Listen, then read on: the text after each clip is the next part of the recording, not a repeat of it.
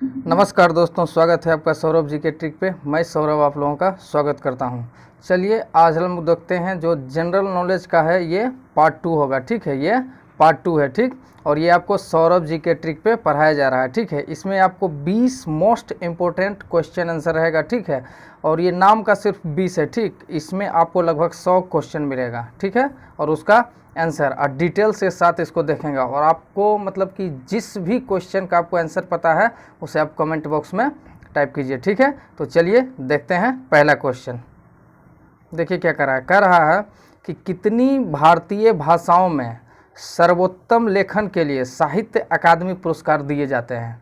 यानी कि जो है साहित्य अकादमी पुरस्कार कितनी भारतीय भाषाओं में दिए जाते हैं। ठीक है, तो इसका आंसर होगा 24 भारतीय भाषाओं में साहित्य अकादमी पुरस्कार दिया जाता है। अच्छा, साहित्य अकादमी पुरस्कार की स्थापना कब हुई? तो इसकी स्थापना हुई 1954 ईस्वी में। ठीक है, और प्रथम जो साहित्य अकादमी पुरस्कार दिया गया था वो दिया गया था 1955 में। कब दिया गया था? 1955 में। किन्हें दिया गया था? तो माखन लाल चतुर्वेदी को। ठीक है, माखन लाल चतुर्वेदी को प्रथम बार दिया गया था। ठीक है, और साहित्य अकादमी पुरस्कार जो है वह भाषा में दिया जाता है। तो भाषा का उल्लेख जो है, राजभाषा का उल्लेख, वो अनुच्छेद 343 में वर्णित है। ठीक है, संविधान के अनुच्छेद 343 में वर्णित है। ठीक है, चलिए अब नेक्स्ट को। अच्छा, ये जो है माखन लाल चतुर्वेदी को क्यों मिला था, मतलब किसके लिए मिला था? तो इनकी एक हिंदी में काव्य थी हिम तरंगनी। ठीक है, कविता था क्या? हिम तरंगनी। इसी के लिए मिला था। किनको? माखन लाल चतुर्वेदी को। याद रखिएगा। ठीक है, बहुत ही इंपॉर्टेंट क्वेश्चन है। चलिए नेक्स्ट क्वेश्चन देखते हैं। देखिए नेक्स्ट क्वेश्चन क्या कर रहा है? कह रहा है निजता का अधिकार किस अनुच्छेद के अंतर्गत आता है? निजता का जो अधिकार है वह किस अनुच्छेद के अंतर्गत आता है? चलिए इसका आंसर आप लोग बताइए। तो निजता का अधिकार जो है वह अनुच्छेद 21 के अंतर्गत आता है। ठीक है, 21 के अंतर्गत निजता का अधिकार आता है। अच्छा, 21 के अंतर्गत और क्या क्या चीज़ आता है? तो प्राण एवं दैहिक स्वतंत्रता से संबंधित जो अधिकार है वह भी 21 में ही आता है। ठीक है, और 21 के क में, 21 के क में जो है वह 6 से 14 वर्ष के बच्चे की, मतलब जो भी बच्चा है 6 से 14 वर्ष का, उसको निःशुल्क शिक्षा, कितना, 6 से 14 वर्ष के बच्चे को निःशुल्क शिक्षा का प्रावधान भी अनुच्छेद 21 के क में वर्णित है। ठीक है, अच्छा अनुच्छेद 19 में क्या है? तो अनुच्छेद 19 में जो है वह संबंध स्वतंत्रता के अधिकार से संबंधित है, अनुच्छेद 19। ठीक है, चलिए नेक्स्ट क्वेश्चन देखते हैं। देखिए क्या कह रहा है? कह रहा है शाहजहां के शासनकाल में कौन सा विदेशी यात्री भारत आया था? शाहजहां के शासनकाल में, ठीक है, कौन सा विदेशी यात्री भारत आया था? तो ये था कौन? मनुक्की। कौन था? मनुक्की। ठीक है, शाहजहां के शासनकाल में मनुक्की जो था वह भारत आया था। ठीक है, अच्छा सर थॉमस रो और विलियम हॉकिंस, ठीक है, ये दोनों, ठीक है, ये दोनों जो आए थे वह जहांगीर के शासनकाल में। किसके? जहांगीर। ठीक है, जहांगीर के शासनकाल में आए थे भारत। सर थॉमस रो और विलियम हॉकिंस जहांगीर के शासनकाल में आए थे। अच्छा, इब्न बतूता जो हैं यह मोहम्मद बिन तुगलक के शासनकाल में आए थे। मोहम्मद बिन तुगलक के शासनकाल में भारत आए थे। और इनका एक पुस्तक है रहला। ठीक है, रहला, इसमें इन्होंने अपने यात्रा का वृत्तांत किया था। ठीक है, चलिए नेक्स्ट क्वेश्चन देखते हैं। देखिए कह रहा मानव मस्तिष्क की कौन सी पाली श्रवण से संबंधित है, यानी कि सुनने से संबंधित कौन सी पाली है मानव मस्तिष्क की? चलिए इसका आंसर आप लोग बताइए। तो ये होगा शंख पाली। कौन सा? शंख पाली। इसका ऑप्शन नंबर सी हो जाएगा। शंख पाली जो है वह सुनने से संबंधित है। ठीक है, अच्छा मनुष्य के मस्तिष्क का वजन कितना होता है? तो ये होता है 1350 ग्राम से 1400 ग्राम तक। ठीक है, 1400 ग्राम तक मनुष्य के मस्तिष्क का वजन। ठीक है, अच्छा मस्तिष्क में EEG का जो है, मस्तिष्क अगर कुछ हो गया तो उसमें EEG लगाया जाता है। ठीक है, और हृदय में ECG, मस्तिष्क में EEG और हृदय में ECG। ठीक है, याद रखिएगा इसको। चलिए नेक्स्ट क्वेश्चन देखते हैं। देखिए कह रहा निम्नलिखित में से कौन सा जल में घुलनशील नहीं है? ठीक है, यहाँ पे देखिए नहीं जो रहता है ना, ये बहुत ही परेशान करता है, इसको याद रखिएगा। कौन जल में घुलनशील नहीं है? चलिए इसका आंसर आप लोग बताइए। तो लेड सल्फेट जो है, लेड सल्फेट ये जल में घुलनशील नहीं है। ठीक है, लेड सल्फेट जल में घुलनशील नहीं है। अच्छा देखिए विटामिन आता है ना कि जल में घुलनशील विटामिन का नाम बताइए। तो जल में घुलनशील विटामिन कौन कौन से हैं? तो जल में घुलनशील विटामिन है बी और सी, ठीक है, ये घुलनशील हैं, घुलनशील, ठीक है। और जल में घुलनशील नहीं है यानी कि जो क्या वसा में और कार्बनिक घोल में घुलनशील हैं वह कौन है? तो ए बी ई के, ठीक है, ए बी ई के जो विटामिन है वह वसा और कार्बनिक घोल में घुलनशील है, ठीक है। और विटामिन B12 में कोबाल्ट पाया जाता है, विटामिन B12 में कोबाल्ट पाया जाता है, याद रखिएगा, ये सब समझ गए ना, सारा फैक्ट जो है मोस्ट इम्पोर्टेंट है। चलिए नेक्स्ट क्वेश्चन देखते हैं। देखिए करा निम्नलिखित में से किस विधि के द्वारा सक्रिय काठ यानी कि सक्रिय काठ कोयला का प्रयोग करते हुए शुद्ध तत्वों में से रंजक पदार्थों को दूर किया जाता है? क्वेश्चन समझिए, करा कि किस विधि के द्वारा सक्रिय काठ कोयला का प्रयोग करते हुए शुद्ध तत्वों में से जो अवांछित पदार्थ है ना उसको दूर किया जाता है? तो चलिए इसका आंसर आप लोग बताइए, बताइए जल्दी। तो क्या होगा? अधिशोषण। क्या? अधिशोषण के द्वारा जो है वह रंजक पदार्थों को दूर किया जाता है, ठीक ना। अच्छा देखिए कोयला जो है यह अवसादी चट्टानों में पाया जाता है। पहली बात तो ये हो गया कि कोयला अवसादी चट्टानों में पाया जाता है।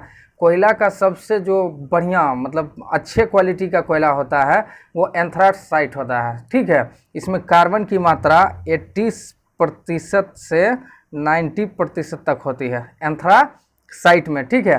पीट कोयला जो है वह सबसे घटिया मतलब क्या कहते हैं सबसे लोअर क्वालिटी का कोयला होता है, पीट कोयला, ठीक है। और बिटुमिनस कोयला जो है वह दूसरी सबसे उच्च यानी एंथ्रासाइट के बाद बिटुमिनस का नाम आता है, ठीक है। चलिए नेक्स्ट क्वेश्चन देखते हैं। देखिए कह रहा है स्तनधारियों में उत्सर्जन का एक महत्वपूर्ण कार्य निम्नलिखित में से कौन सा अवयव करता है? स्तनधारी में जो उत्सर्जन होता है इसका प्रमुख कार्य कौन सा अवयव करता है? चलिए इसका आप लोग आंसर बताइए। तो इसका होगा कौन सा? गुर्दा। गुर्दा मतलब किडनी, इसे किडनी भी कहते हैं, किडनी और वृक्क भी कहते हैं गुर्दा को, ठीक है। तो ये उत्सर्जन का कार्य करता है, ठीक है, स्तनधारियों में। कौन? वृक्क, गुर्दा, किडनी, आप जो भी कहिए, ठीक है। अच्छा देखिए ये जिगर जो है, जिगर को आप लोग देखिए मनुष्य के वृक्क का वजन यानी अच्छा देखिए पहले वृक्क है तो इसका वजन कितना होता है? 140 से 150 ग्राम, ठीक है, 140 से 150 ग्राम होता है। और वृक्क की कार्यात्मक इकाई को क्या कहा जाता है? नेफ्रॉन। क्या कहा जाता है? नेफ्रॉन, याद रखिएगा इसको, ठीक है। वृक्क की कार्यात्मक इकाई को क्या कहा जाता है? नेफ्रॉन, ठीक है। चलिए नेक्स्ट क्वेश्चन देखते हैं। देखिए कह रहा है भारत के उत्तर पश्चिमी भाग में शीतकाल में निम्नलिखित में से किस कारण से वर्षा होती है? उत्तर पश्चिमी में मतलब उत्तर पश्चिम भाग, देखिए उत्तर पश्चिम भाग में शीतकाल में किस कारण से वर्षा होती है? चलिए बताइए। तो ये पश्चिमी विक्षोभ के कारण वर्षा होती है शीतकाल में उत्तर पश्चिमी भाग में। भारत के उत्तर पश्चिमी भाग में शीतकाल में पश्चिमी विक्षोभ के कारण वर्षा होती है, ठीक है। अच्छा लौटती मानसून से सर्दियों में तमिलनाडु में अधिक वर्षा होती है, यानी कि जो जब मानसून लौटता है तो जब सर्दी रहता है ना उस समय जब मानसून लौटता है, बरसात के बाद जाड़ा आता है तो उसमें तमिलनाडु में सबसे ज़्यादा वर्षा होती है, ठीक है। अच्छा मानसून जो है वह अरबी भाषा का मतलब रूप है, अरबी भाषा से लिया गया है मानसून, ठीक है। और भारत में सबसे अधिक वर्षा जो है वह दक्षिण पश्चिम मानसून से होता है, ठीक है, दक्षिण पश्चिम मानसून से अधिक वर्षा होता है, ठीक है। चलिए नेक्स्ट क्वेश्चन देखते हैं। देखिए नेक्स्ट क्वेश्चन देखिए क्या कह रहा है ये क्वेश्चन? कह रहा है कि निम्नलिखित रोगों में से कौन सा एक आनुवांशिक विकार है, ठीक है। तो इसका आंसर होगा सी, थैलेसीमिया जो है वह एक आनुवांशिक विकार है, ठीक है। और ये जो है वर्णांता रोग को डाल्टोनिज्म रोग भी कहते हैं, ठीक है, डाल्टोनिज्म रोग, वर्णांधता रोग जो होता है उसको डाल्टोनिज्म रोग कहते हैं। अच्छा विटामिन ए की कमी से रतौंधी होता है, ये सब तो जानते होंगे, ये सब तो जानते करते होंगे। चलिए तो नेक्स्ट क्वेश्चन देखते हैं। देखिए क्या कह रहा है? कह रहा है अंग्रेजों द्वारा भारत में फुटबॉल के खेल को किस वर्ष प्रारंभ किया गया था? यानी कि फुटबॉल का खेल जो भारत में प्रारंभ हुआ वो अंग्रेज किया, तो कब किया ये क्वेश्चन पूछ रहा है। ठीक है, तो कब किया? तो 1848 ईस्वी में। इसका ऑप्शन नंबर बी हो जाएगा। 1848 ईस्वी में अंग्रेजों द्वारा भारत में सबसे पहले फुटबॉल को प्रारंभ किया गया। ठीक है। अच्छा, भारत का प्रथम फुटबॉल क्लब का क्या नाम था? तो डलहौजी। क्या नाम था? डलहौजी। ठीक है, क्या नाम था? डलहौजी। अच्छा, लॉर्ड डलहौजी का जब नाम आया तो उनका कार्यकाल कब से था? तो 1848 से 56 तक। ठीक है, डलहौजी का कार्यकाल 1848 से 1856 तक था। ठीक है। अच्छा, ये फुटबॉल का जन्म कहाँ हुआ? तो इंग्लैंड में। फुटबॉल और क्रिकेट ये दोनों का जन्म कहाँ हुआ? इंग्लैंड में। अब भारत का सबसे पुराना football club, football cup, club नहीं, फुटबॉल कप का क्या नाम है? तो डूरंड कप। और इसकी स्थापना कब हुई? तो 1888 में। ठीक है, चलिए नेक्स्ट क्वेश्चन देखते हैं। कह रहा है गुरुगप्पा गोल्ड कप कौन से खेल से संबंधित है? गुरुगप्पा गोल्ड कप जो है वह कौन खेल से संबंधित है? तो इसका आंसर आप लोग बताइए। तो वो है हॉकी से। इसका ऑप्शन नंबर सी हो जाएगा। गुरुगप्पा गोल्ड कप हॉकी से संबंधित है। ठीक है। अच्छा, हॉकी जो है, मतलब कि हॉकी का अंतर्राष्ट्रीय हॉकी होता है ना, तो उसका अवधि कितना देर तक वो खेला जाता है? तो 60 मिनट तक। अंतर्राष्ट्रीय हॉकी का जो मैच होता है वो 60 मिनट तक चलता है। ठीक है, चलिए नेक्स्ट क्वेश्चन देखते हैं। कह रहा है वर्ष 1793 ईस्वी में, वर्ष 1793 में बंगाल, बिहार और उड़ीसा में किस व्यवस्था की शुरुआत की गई थी? 1793 ईस्वी में बंगाल, बिहार और उड़ीसा में किस व्यवस्था की शुरुआत की गई थी? चलिए इसका आंसर आप लोग बताइए, बताइए जल्दी से। तो ये अस्थाई बंदोबस्त, अस्थाई बंदोबस्त की शुरुआत की गई थी 1793 में बिहार, बंगाल और उड़ीसा में। ठीक है। 23 मार्च 1793 में अस्थाई बंदोबस्त लॉर्ड कॉर्नवालिस ने लागू की। कब? 23 मार्च। ठीक है, 23 मार्च को अस्थाई बंदोबस्त कौन लागू किया? तो कॉर्नवालिस। ठीक है, कॉर्नवालिस, याद रहेगा। अच्छा, अस्थाई बंदोबस्त का जनक किसे माना जाता है? तो सर जॉन शोर को। अस्थाई बंदोबस्त का जनक किसे माना जाता है? तो सर जॉन शोर को। ठीक है। अच्छा, महलवारी बंदोबस्त जो होता है तो उसका जनक किसे माना जाता है? तो हॉल्ट मैकेंजी को। इसका जनक किसे माना जाता है? Holt Mackenzie, Mackenzie, Holt Mackenzie को। ठीक है, चलिए नेक्स्ट क्वेश्चन देखते हैं। देखिए, कह रहा है निम्नलिखित में कौन सी पवनें, निम्नलिखित में कौन सी पवनें धूल से लदी होती है तथा सहारा मरुस्थल से भूमध्य सागरीय क्षेत्र की ओर बहती है? ठीक है, धूल से लदी होती है और सहारा मरुस्थल से भूमध्य सागरीय क्षेत्र की ओर बहती है। चलिए बताइए उसका क्या नाम है? तो उसका नाम है सिरोको। क्या नाम है? सिरोको। ऑप्शन नंबर 1 हो जाएगा। सिरोको पवन जो है वह धूल से भरी होती है और सहारा मरुस्थल से भूमध्य सागरीय क्षेत्र की ओर बहती है। कौन? सिरोको। अच्छा, ये जो लू है, लू क्या है? तो लू जो है उत्तर भारत में गर्म माह में चलने वाली गर्म हवा है। ठीक है, उसको क्या कहते हैं? लू। ठीक है, चलिए नेक्स्ट क्वेश्चन देखते हैं। कह रहा है निम्नलिखित में कौन सा जापान का राष्ट्रीय खेल है? जापान, जापान का राष्ट्रीय कौन खेल है? तो इसका ऑप्शन नंबर बी हो जाएगा सूमो। ठीक है, सूमो को आप जूडो भी कह सकते हैं, सूमो को जूडो भी कह सकते हैं। ठीक है, वो जापान का राष्ट्रीय खेल है। अच्छा, ये जो बेसबॉल है, बेसबॉल ये जो है अमेरिका का राष्ट्रीय खेल है। किसका? USA, यानी कि संयुक्त राज्य अमेरिका का। ठीक है, यूनाइटेड स्टेट अमेरिका का है। ठीक है, बेसबॉल। और ये जो बास्केटबॉल है, बास्केटबॉल जो है ये क्या है? देखिए, ये भी एक खेल है। इसमें पाँच आदमी होते हैं। ठीक है, एक टीम में 5 आदमी होते हैं, मतलब 5 खिलाड़ी होते हैं और दोनों में 5 गुने 2 कर दीजिएगा तो 10। ठीक है, चलिए नेक्स्ट क्वेश्चन देखते हैं। देखिए, कह रहा है निम्नलिखित में कौन सी मानव शरीर की सबसे बड़ी कोशिका है? निम्नलिखित में कौन सी मानव शरीर की सबसे बड़ी कोशिका है? ठीक है, तो मानव शरीर की सबसे बड़ी कोशिका कौन सी है? तो तंत्रिका कोशिका। कौन सी? तंत्रिका कोशिका। इसका ऑप्शन नंबर सी हो जाएगा। ठीक है, याद रखिएगा। अच्छा, मानव शरीर की सबसे बड़ी ग्रंथि कौन सी है? देखिए, ये जो सबसे बड़ी होती है ना, इसे आप ध्यान में रखिएगा। ठीक है, बार बार पूछा जाता है और गलत करते हैं। तंत्रिका कोशिका में सबसे बड़ा कौन है? तंत्रिका कोशिका। ग्रंथि अगर पूछेगा तो यकृत। ठीक है, कौन? यकृत। अगर ग्रंथि रहेगा तब। ठीक है, याद रखिएगा, एकदम याद रखिएगा। सबसे बड़ा हड्डी तो फीमर। सबसे बड़ा हड्डी कौन है? फीमर, जो जांघ में पाया जाता है। ठीक है, सबसे बड़ी धमनी अगर पूछेगा तो एब्डामिनल, ठीक है, एब्डामिनल एओर्टा, ठीक है, एओर्टा। और फिर पूछेगा अगर सबसे बड़ी पेशी तो ग्लूटिस मैक्सिमम, ठीक है। और अगर पूछेगा सबसे बड़ा अंग कौन है तो ये त्वचा है। कौन? त्वचा, ठीक है, जिसे आप स्किन कहते हैं, ठीक। चलिए नेक्स्ट क्वेश्चन देखते हैं। देखिए कह रहा है सारस किस राज्य का राजकीय पक्षी है। सारस जो है वह किस राज्य का राजकीय पक्षी है? तो सारस जो है वह उत्तर प्रदेश राज्य का राजकीय पक्षी है, ठीक है। इसका ऑप्शन नंबर बी हो जाएगा, सारस, ठीक है। और उत्तर प्रदेश का राजकीय पुष्प कौन है? तो पलाश। सारस जो हो गया राजकीय पक्षी हो गया, और पलाश, पलाश जो है वह राजकीय पुष्प है, ठीक है, उत्तर प्रदेश का। अच्छा, उत्तर प्रदेश की राजधानी कहाँ है? तो लखनऊ, लखनऊ। और लखनऊ जो है वह गोमती नदी के किनारे बसा हुआ है, ठीक है, इतना याद रखिएगा।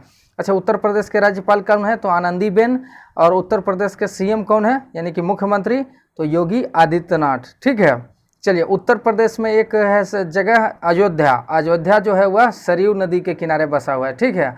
और वहाँ पे राम का मंदिर भी है, ठीक है, जो कोर्ट अभी फैसला दिया है जो बन रहा है, ठीक। चलिए नेक्स्ट क्वेश्चन देखते हैं। कह रहा जैन धर्म की प्रमुख पुस्तक कल्पसूत्र किस भाषा में लिखी गई है? जैन धर्म की एक प्रमुख पुस्तक है कल्पसूत्र, ठीक है, वह किस भाषा में लिखी गई है? इसका आंसर आप लोग को बताना है। चलिए बताइए। तो इसका आंसर होगा ऑप्शन नंबर डी, संस्कृत भाषा में, ठीक है। कल्पसूत्र जो है वह संस्कृत भाषा में लिखी गई है, ठीक है। अच्छा, कल्पसूत्र है क्या?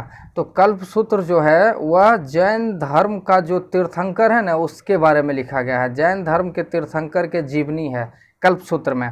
कल्पसूत्र संस्कृत भाषा में लिखा गया। और इसके रचयिता कौन है? तो इसके रचयिता हैं भद्रबाहु। कौन है? भद्रबाहु, ठीक है।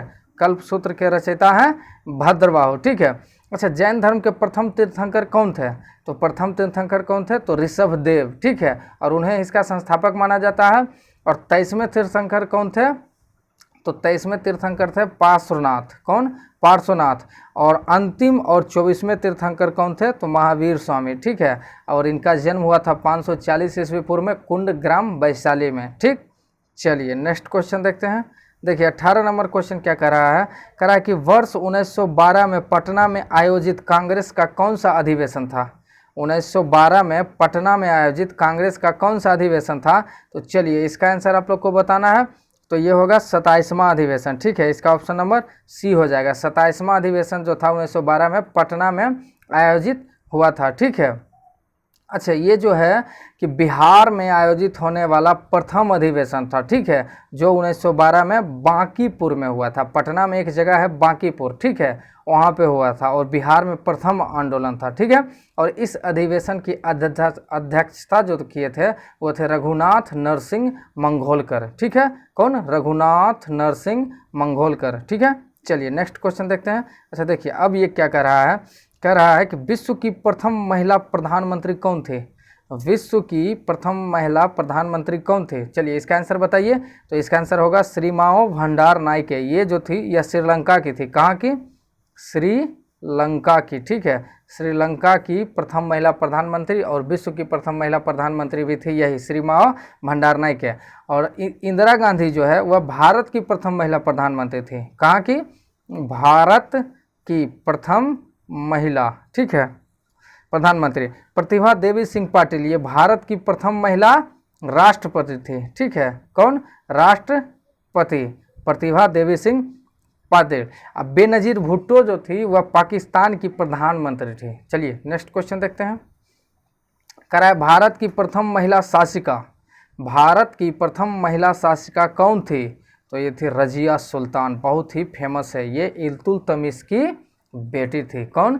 रजिया सुल्तान, ठीक है। ये बहुत मतलब कि लड़ी भी थी, ठीक है, इनको कुल हटा दिया था गद्दी पर से कि महिला नहीं कर सकती है शासन, ठीक है। तो भारत की प्रथम महिला शासिका कौन थी? रजिया सुल्तान। चलिए याद रखिएगा, ये सब ऐसे ही है, कजिया सुल्तान, जजिया सुल्तान, ये सब ऐसे ही ऑप्शन में ऐसे ही देता है एग्जाम में, ठीक है। चलिए दोस्तों, अगर आपको ये वीडियो पसंद आया तो प्लीज़ आप इसे लाइक कीजिए और अपने स्टडी ग्रुप में इसे शेयर कीजिए, ठीक है। और मेरे चैनल सौरभ जी के ट्रिक को सब्सक्राइब कीजिए। और थैंक यू फॉर वॉचिंग, धन्यवाद। चलिए।